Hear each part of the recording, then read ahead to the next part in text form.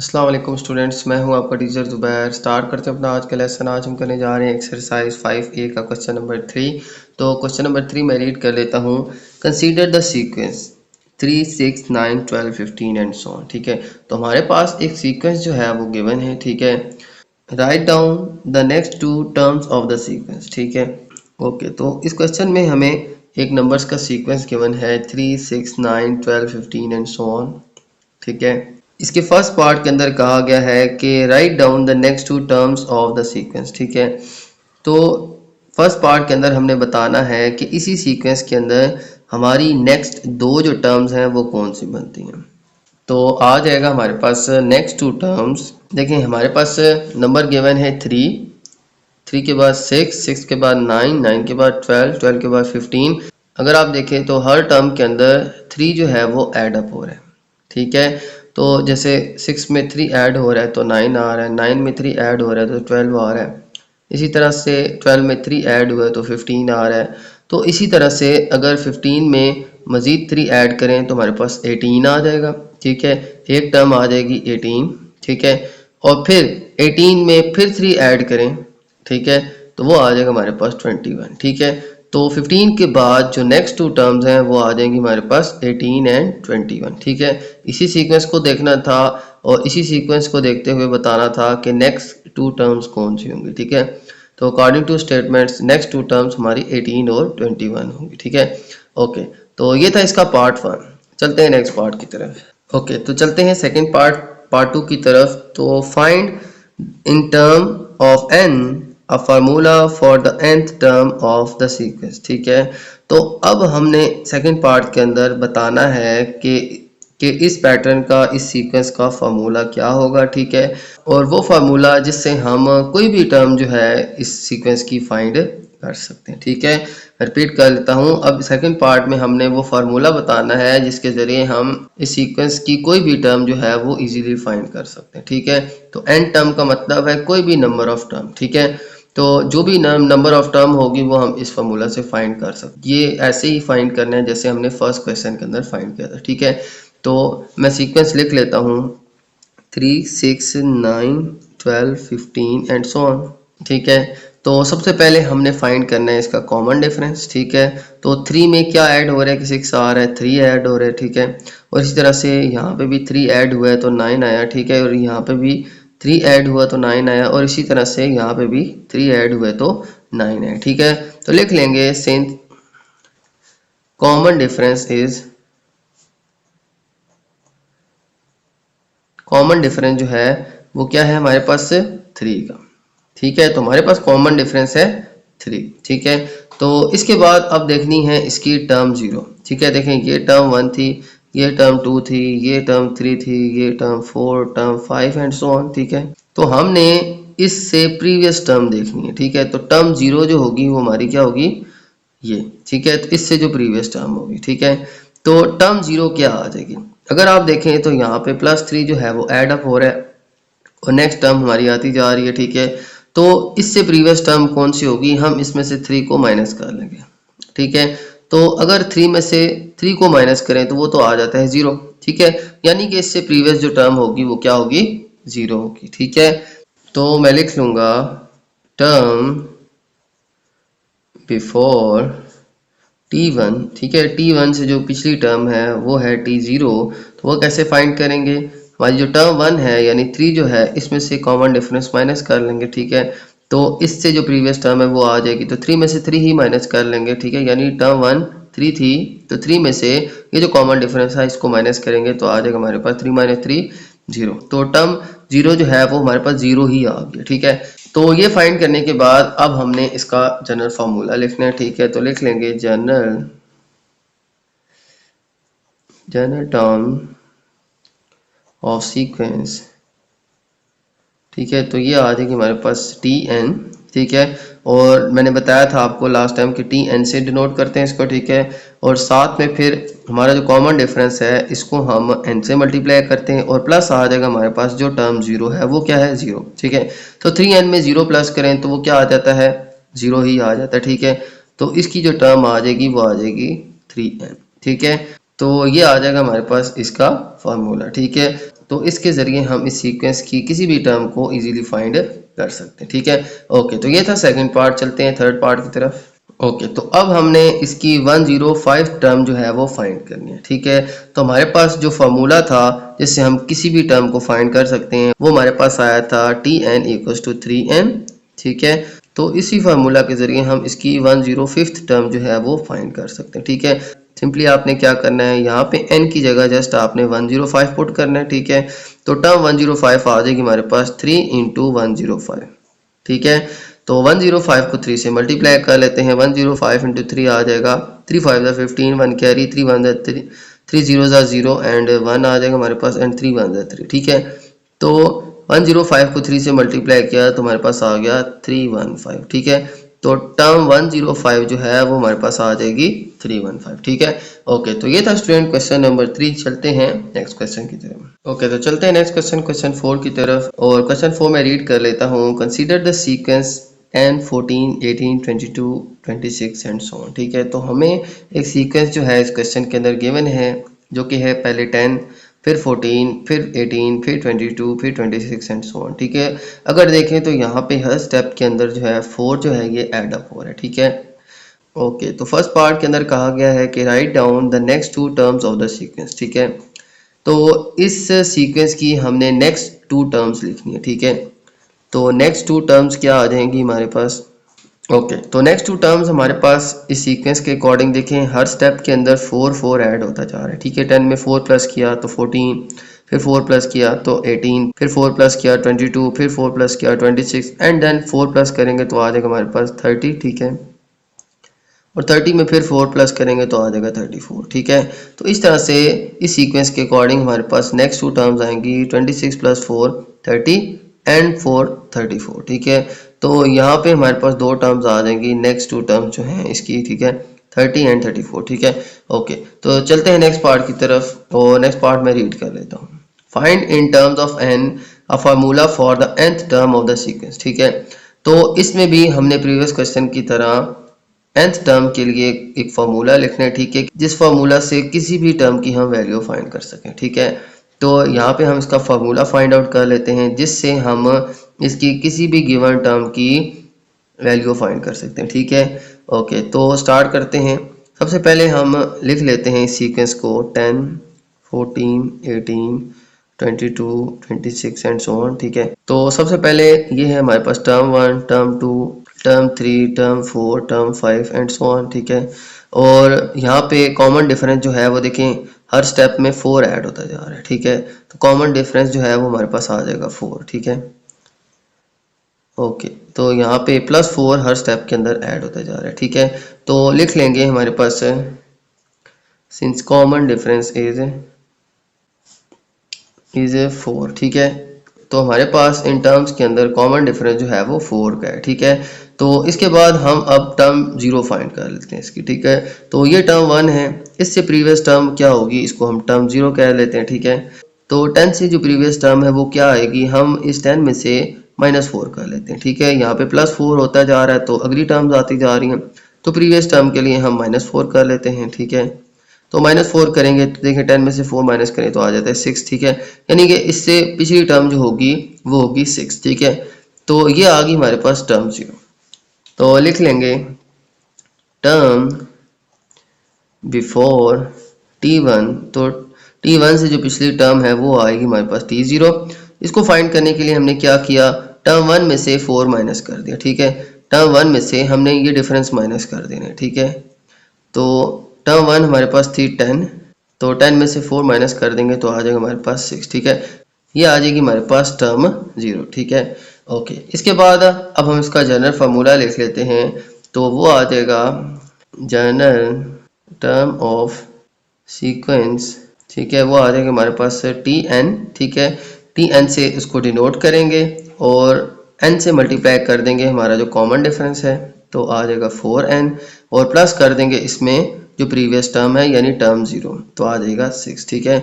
तो ये हमारे पास इसका फार्मूला बन जाएगा, ठीक है, कि Tn = 4n, यानी 4 इसको कॉमन डिफरेंस था, इसको n से मल्टीप्लाई कर देंगे और प्लस कर देंगे हमारे पास जो टर्म 0 आएगा, ठीक है। तो टर्म 0 हमारे पास आई है 6, ठीक है।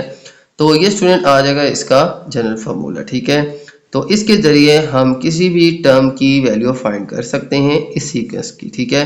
तो इस सीक्वेंस के अंदर कोई भी टर्म हमें गिवन हो उसकी हम वैल्यू फाइंड कर सकते हैं इसके इस जनरल फार्मूला से, ठीक है। ओके, तो अब देखें तो नेक्स्ट क्वेश्चन में हमसे यही पूछा गया है, फाइंड द 200th टर्म, ठीक है। तो अब हमने इसी की जो 200 टर्म बनती है उसको फाइंड करना है, ठीक है। तो फार्मूला हम यही यूज़ करेंगे, Tn equals to 4n plus 6, ठीक है। ये हमने अभी फाइंड किया था ये, तो इसमें हम वैल्यू पुट करते हैं n की जगह 200, ठीक है। तो हमारे पास आ जाएगा 4 इंटू 200 प्लस 6, ठीक है। जहाँ पे n है वहाँ पे आप 200 पुट कर दें। यहाँ पे तो जस्ट इंडिकेट कर रहा है कि ये 200 टर्म है, T200, ठीक है। तो यहाँ पे तो सिंपली ये t के साथ वैल्यू आ जाएगी, लेकिन यहाँ पे ये n 4 से मल्टीप्लाई हो रहा है, तो मल्टीप्लाई होके आ जाएगा 4 मल्टीप्लाई 200 आ जाएगा 800, ठीक है। और प्लस कर देंगे इसमें 6, तो 800 प्लस 6 आ जाएगा 806, ठीक है। तो टर्म 200 जो है वो हमारे पास बनती है 806, ठीक है। तो ये था स्टूडेंट इसका पार्ट 3। ओके, तो चलते हैं नेक्स्ट क्वेश्चन, क्वेश्चन 5 की तरफ। और क्वेश्चन 5 मैं रीड कर लेता हूँ। The first 4 figures of the sequence are as shown, ठीक है। तो हमारे पास एक तरतीब के अंदर कुछ फिगर जो हैं वो गिवन है, ठीक है। ओके, तो हमारे पास यहाँ पे 4 फिगर्स हैं, ठीक है, और 4 लाइंस हैं, ठीक है। और हर लाइन के ऊपर ना डिफरेंट पॉइंट्स हमें गिवन है, ठीक है। तो सीक्वेंस कुछ यूँ है कि फर्स्ट लाइन के ऊपर हमें 1 पॉइंट गिवन है, सेकंड फिगर के ऊपर हमें 2 पॉइंट्स गिवन है, थर्ड फिगर के अंदर हमें इस लाइन के ऊपर 3 पॉइंट्स गिवन है, और फोर्थ फिगर के अंदर हमारे पास इस लाइन के ऊपर 4 पॉइंट्स गिवन है, ठीक है। ओके, तो यहाँ पे फर्स्ट फिगर को देखें तो इस डॉट से इस लाइन को 2 पार्ट्स में डिवाइड कर दिया, ठीक है, या 2 सेगमेंट्स के अंदर डिवाइड कर दिया, ठीक है। और इस फिगर के अंदर ये 2 डॉट्स हैं, यानी कि इसके 3 सेगमेंट्स हैं, ठीक है। और इसी तरह से थर्ड फिगर जो है इसमें 3 डॉट्स हैं और हमारे पास इसके 4 सेगमेंट्स आ रहे हैं, ठीक है, यानी ये 4 हिस्सों में डिवाइडेड है, ठीक है। और इसी तरह से हमारी जो फोर्थ फिगर है इसके अंदर हमारे पास 1 2 3 4 डॉट्स हैं, ठीक है, या 4 पॉइंट्स हैं, और इनसे फोर्थ फिगर जो है ये 1 2 3 4 एंड 5 सेगमेंट्स में डिवाइड हो रही है, ठीक है। अगर आप देखें तो डॉट्स की तादाद यहाँ पे 2 है लेकिन सेगमेंट्स 3 हैं। इसी तरह डॉट 1 है लेकिन सेगमेंट्स 2 हैं। फर्स्ट पार्ट में हमें कहा गया है कि कंप्लीट द टेबल, तो हमने इस टेबल को कंप्लीट करना है। तो यहाँ पे टेबल में देखें तो हमारे पास फर्स्ट नंबर पे है नंबर ऑफ पॉइंट्स, ठीक है, और सेकेंडली हमारे पास गिवन है नंबर ऑफ सेगमेंट्स, ठीक है। तो सबसे पहले 1 पॉइंट हो तो यहाँ पे हमारे पास 2 सेगमेंट्स बन रहे हैं, ठीक है, 1 + 1 2 सेगमेंट्स, ठीक है। इसी तरह से नेक्स्ट सीक्वेंस देखें तो 2 पॉइंट्स हैं तो हमारे पास 3 सेगमेंट्स बन रहे हैं, ठीक है, 2 + 1 3। इसी तरह से इसी सीक्वेंस के अंदर हमने बाकी के टेबल को भी फिल करना है, ठीक है। तो 3 पॉइंट्स हैं तो हमारे पास 4 सेगमेंट्स बन जाएंगे, तो आ जाएगा 3 + 1 = 4। और इसी सीक्वेंस को आगे कंटिन्यू करें तो 4 पॉइंट्स हैं तो 5 सेगमेंट्स होंगे, ठीक है, तो 4 + 1 आ जाएगा 5। इसी तरह से फिर 5 पॉइंट्स हैं तो 6 सेगमेंट्स बन जाएंगे, ठीक है, तो आ जाएगा 5 + 1 = 6, ठीक है। और अगर हमारे पास 6 पॉइंट्स हैं तो हमारे पास 7 सेगमेंट्स बन जाएंगे, ठीक है। जैसे यहाँ पे 2 पॉइंट्स हैं तो 3 सेगमेंट्स बन रहे हैं, एक एक्स्ट्रा सेगमेंट बन रहा है, ठीक है। तो 6 पॉइंट है तो हमारे पास 7 सेगमेंट्स बनेंगे, ठीक है। तो 6 + 1 आ जाएगा हमारे पास 7 सेगमेंट्स, ठीक है। ओके, तो ये सीक्वेंस हमें गिवन था, ठीक है। सेगमेंट जो है वो 1 जो है उसमें ज्यादा होगा, यानी 1+ होगा, ठीक है। यानी कि हमारे पास जो भी पॉइंट्स गिवन हैं उनमें 1 ऐड करते थे, ठीक है। 2 पॉइंट्स है तो 1 ऐड करते थे, 3 पॉइंट्स है तो 1 ऐड करते थे, 4 पॉइंट्स है तो 1 ऐड कर दें, 5 है तो 1 ऐड कर दें, तो हमारे पास उसके नंबर ऑफ सेगमेंट्स आ जाएंगे, ठीक है। यानी कि पॉइंट्स में 1 मजीद ऐड कर दें, ठीक है, क्योंकि पॉइंट अगर 1 है तो सेगमेंट्स 2 बन रहे हैं, पॉइंट 2 है तो सेगमेंट 3 बन रहे हैं, यानी कि उससे एक जायद हमारा सेगमेंट जो है वो बन रहा है, ठीक है। ओके, इसके बाद देखें तो नेक्स्ट पार्ट हमारे पास write down the number of segments there will be when 49 points divide the given line segments, ठीक है। अब देखें तो हमारे पास 49 पॉइंट्स आ गए हैं। अभी हमने डिस्कस किया था कि पॉइंट्स जितने भी होंगे उससे एक जायद जो है हमारे पास नंबर ऑफ सेगमेंट्स होगा, ठीक है। तो नंबर ऑफ सेगमेंट आ जाएगा हमारे पास, देखें अब हमारे पास नंबर ऑफ पॉइंट्स कितने हैं 49, ठीक है। तो 49 में हम 1 मजीद ऐड कर देंगे तो हमारे पास लाइन सेगमेंट्स बन जाएंगे 50। ठीक है, तो 49 हमारे पास पॉइंट्स थे। ठीक है, और इसमें प्लस कर दें हम 1 और, तो हमारे पास जो नंबर ऑफ सेगमेंट्स आ जाएंगे वो आ जाएंगे 50 सेगमेंट्स। ठीक है, मैं रिपीट कर लेता हूँ। यहाँ पे कहा गया था कि हमने अब नंबर ऑफ सेगमेंट्स बताने हैं अगर हमारे पास इस लाइन के ऊपर यही सीक्वेंस जो गिवन है इस पे 49 पॉइंट्स हो। तो देखें, हमने अभी डिस्कस किया था कि पॉइंट्स जितने भी होंगे उससे एक जायद उसका सेगमेंट होगा, यानी उससे ज़्यादा होगा एक सेगमेंट। ठीक है, तो यहाँ पे जैसे 2 पॉइंट्स है तो एक ज़्यादा होगा सेगमेंट, यानी 3 सेगमेंट्स होंगे। 3 पॉइंट्स है तो 4 सेगमेंट होंगे, एक जो है वो उससे ज़्यादा ही होगा। ठीक है, तो यहाँ पे 49 पॉइंट्स थे तो सेगमेंट 50 होंगे, 1 उसमें इंक्रीज कर देंगे या ऐड कर देंगे। ठीक है, तो यहाँ पे 50 सेगमेंट्स बनेंगे। ठीक है, ओके, तो ये था इसका पार्ट 2। चलते हैं नेक्स्ट पार्ट की तरफ। How many points are needed to divide a line segment into 101 segments? अब हमें segments given है, points बताने हैं। तो अगर हमने 101 segment बनाने हैं, ठीक है, तो हमें कितने पॉइंट्स लगाने पड़ेंगे? 100 पॉइंट्स, यानी उससे एक कम पॉइंट लगाना पड़ेगा। यानी हम एक लाइन पे 100 पॉइंट्स लगाएंगे तो उस लाइन के 101 सेगमेंट्स बन जाएंगे। ठीक है, तो मैं लिख लूंगा number of points needed. Number of points needed, कितने पॉइंट्स आ जाएंगे? देखें, हमने 101 सेगमेंट बनाने हैं तो हम 100 पॉइंट्स लगाएंगे। ठीक है, यानी एक लाइन ड्रॉ करेंगे बिल्कुल सेम इसी सीक्वेंस से जैसे इस क्वेश्चन में गिवन है। उस लाइन के ऊपर हम 100 पॉइंट्स लगाएंगे तो वो लाइन 101 सेगमेंट्स में डिवाइड हो जाएगी। ठीक है, तो इसका आंसर आ जाएगा 100 पॉइंट्स। ठीक है, तो ये था स्टूडेंट क्वेश्चन नंबर 5। चलते हैं अब नेक्स्ट क्वेश्चन की तरफ। ओके, तो चलते हैं नेक्स्ट क्वेश्चन, क्वेश्चन 6 की तरफ। और क्वेश्चन 6 मैं रीड कर लेता हूँ। The first 4 figures in the sequence are as shown. ठीक है, तो हमारे पास 4 फिगर्स गिवन है, 1 2 3 एंड 4। ठीक है, तो बुक में जो है ये इसी के सीक्वेंस में आगे गिवन है, लेकिन यहाँ पे स्पेस की वजह से मैंने यहाँ नीचे ड्रॉ कर लिया। ठीक है, तो ये सीक्वेंस हमें गिवन है। यहाँ पे एक सर्कल है, यहाँ पे 2 सर्कल हैं, यहाँ पे 3, यहाँ पे 4। ठीक है, तो यहाँ पे हमें ये सीक्वेंस गिवन है। ठीक है, तो सबसे पहले इन सर्कल्स के सीक्वेंस को समझ लेते हैं। यहाँ पे हमें पहले एक सर्कल गिवन है, यहाँ पे 2 सर्कल गिवन हैं, और यहाँ पे इनके एक पॉइंट पे इंटरसेक्ट कर रहे हैं। ठीक है, यानी जैसे ये 2 सर्कल ओवरलैप कर रहे हैं, इंटरसेक्ट कर रहे हैं, तो ये हमारा पॉइंट ऑफ इंटरसेक्शन है। ठीक है, अगर आप देखें 2 सर्कल हैं तो हमारे पास 1 पॉइंट ऑफ इंटरसेक्शन है। ठीक है, इसी तरह से नेक्स्ट फिगर में सर्कल्स की तादाद 3 हो गई है, तो यहाँ पे 2 पॉइंट्स ऐसे हैं जहाँ पे ये सर्कल्स इंटरसेक्ट कर रहे हैं। ठीक है, तो पॉइंट ऑफ इंटरसेक्शन यहाँ पे 2 हैं। ठीक है, हमारे पास सर्कल 3 हैं और पॉइंट्स ऑफ इंटरसेक्शन कितने हैं? 2। ठीक है, इसी तरह से हमारे पास नेक्स्ट फिगर जो गिवन थी उसमें हमारे पास अब 4 सर्कल्स हैं। ठीक है, और पॉइंट ऑफ इंटरसेक्शन कितने हैं? 3। ठीक है, तो 3 इंटरसेक्शन है इसके अंदर।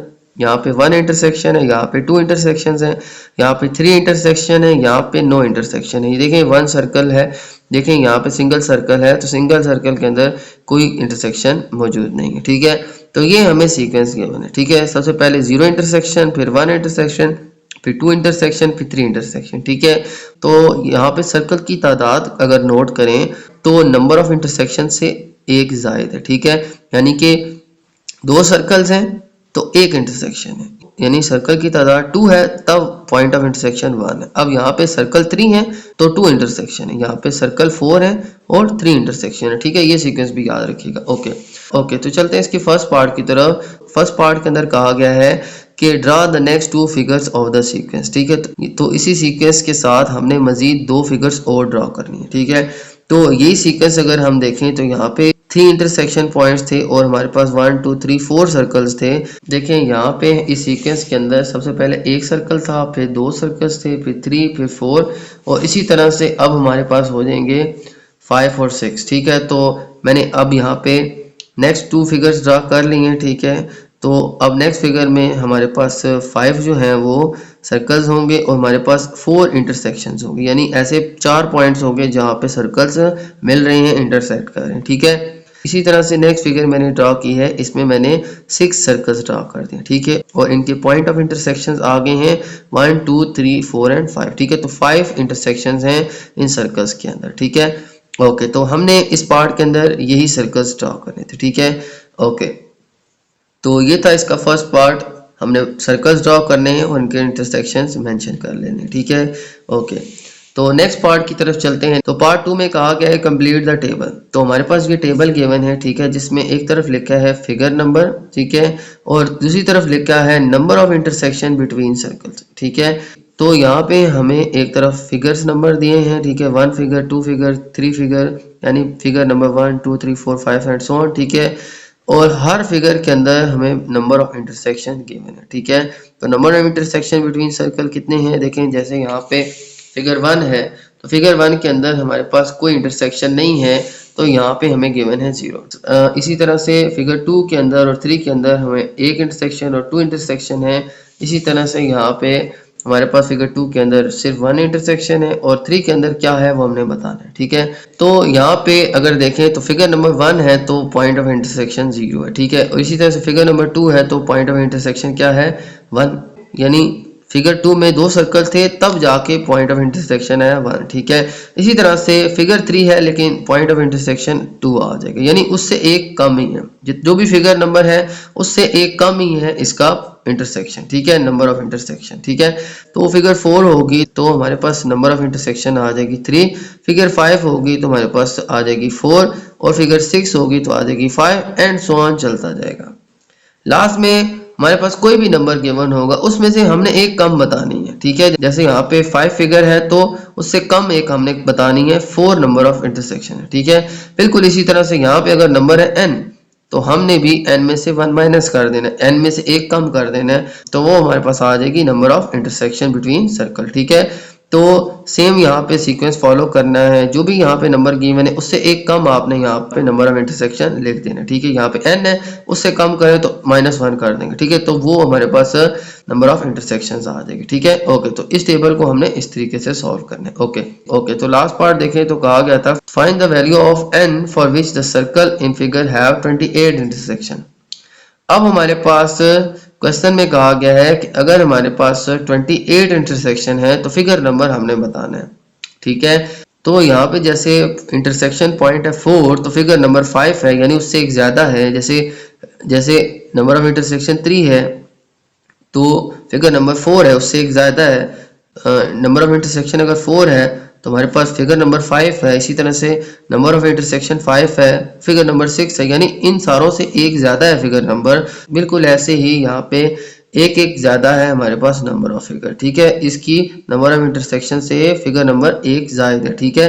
बिल्कुल इसी तरह से 28 अगर हमारे पास नंबर ऑफ इंटरसेक्शन है तो फिगर नंबर भी हमारे पास एक जायद होगी, यानी नंबर ऑफ n जो है वो अब आ जाएगा 29, ठीक है। ओके, तो ये था हमारा आज का क्वेश्चन नंबर 6। उम्मीद है आपको तमाम क्वेश्चन समझ आ गए होंगे, ठीक है। तो मेरी वीडियो अच्छी लगे तो मेरी वीडियो को लाइक कर दीजिएगा, मेरे चैनल को सब्सक्राइब कर दीजिएगा और ये वीडियो अपने बाकी दोस्तों के साथ भी शेयर कर दीजिएगा। इजाज़त चाहते हैं आपसे, अल्लाह हाफिज़।